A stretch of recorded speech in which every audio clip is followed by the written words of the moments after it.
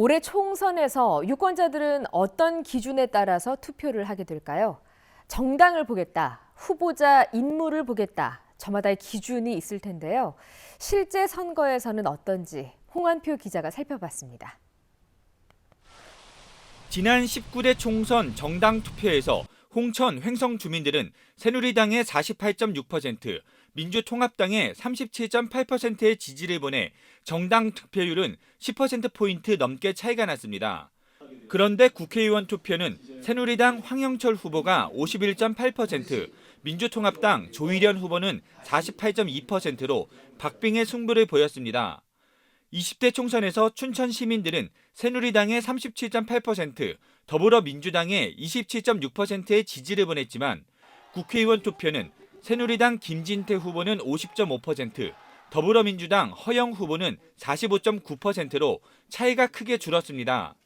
원주에서도 정당 지지율은 8%포인트 넘게 차이가 났지만 원주 갑 선거구에서 새누리당과 더불어민주당 후보는 0.1%포인트, 을 선거구는 0.5%포인트의 초박빙 승부를 벌였습니다.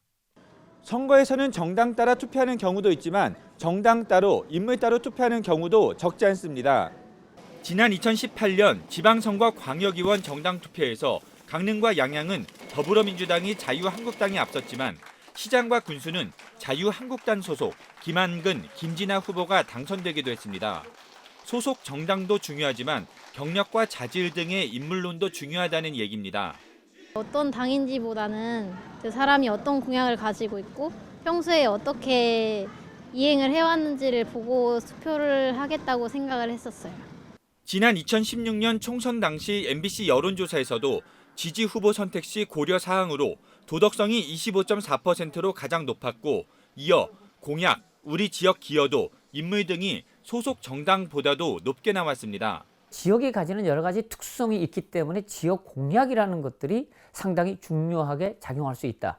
그러니까 당의 지지율과는 별개로 개인의 인물론이라든가 아니면 공약 내용을 가지고 선택하는 경우가 인물이냐 정당이냐 올해 총선은 유권자들이 어떤 기준을 더 선택할지 결과가 주목되고 있습니다.